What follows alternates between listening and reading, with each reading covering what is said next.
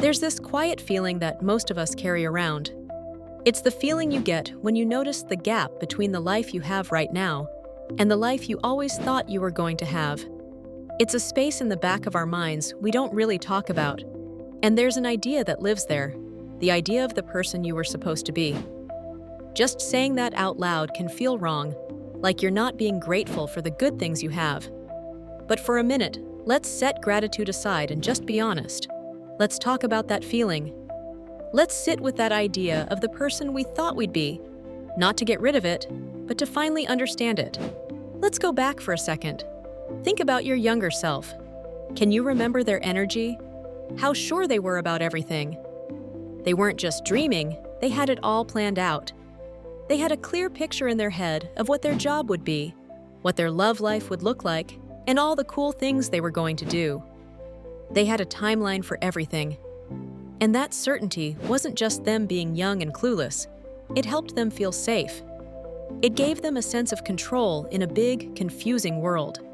We needed to be that person, with all those big, beautiful, and maybe a little unrealistic plans, just so we could have the courage to get started in life. So, what happened? Why didn't life follow the plan? For most of us, it wasn't one big disaster that threw us off track. It was a slow change, made up of 1,000 small, sensible choices. You chose the job that was safer over the one you were more passionate about. You made a practical decision about where to live or who to be with. You started getting tired, and you had bills to pay. Each little choice made perfect sense at the time. But over the years, all those small choices added up, and they led you down a different path. One day, you just kind of woke up and realized you were far away from where you planned to be, and you couldn't even pinpoint exactly when it happened. And that's where that deep, quiet ache comes from. It's a weird sadness for a life you never actually had, which makes it feel lonely, because no one else can see the loss. And we usually go through this feeling all alone. Society tells us that this is just a normal part of life. We hear things like, "That's just growing up," or "You should be happy with what you have." So if you feel sad about the life that got away, you feel guilty or ashamed. You think you sound ungrateful or like you're a failure, so you don't talk about it. You push the feeling down when you're driving to work. You scroll on your phone to ignore it at night. You keep busy so you don't have to think about it. But the feeling is still there. It's not trying to make you feel bad.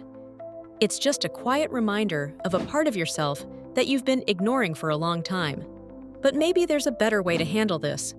The answer isn't to go out and try to force that old dream to happen now.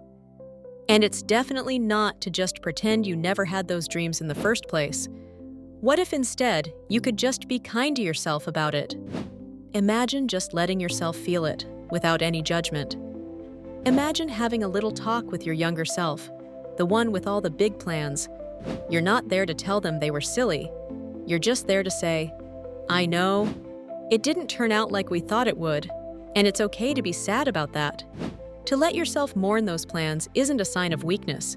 It's actually an act of kindness. You're showing respect for the part of you that dared to dream big. You're thanking that part of you for its passion, even if things changed along the way. When you finally do that, something amazing happens. When you let yourself feel that sadness, it stops having so much power over you. It stops being a source of shame. The idea of the person you were supposed to be is no longer a ghost that follows you around. It just becomes a part of your story, like an old photo you keep. It's a reminder not of what you failed to do, but of your ability to dream in the first place.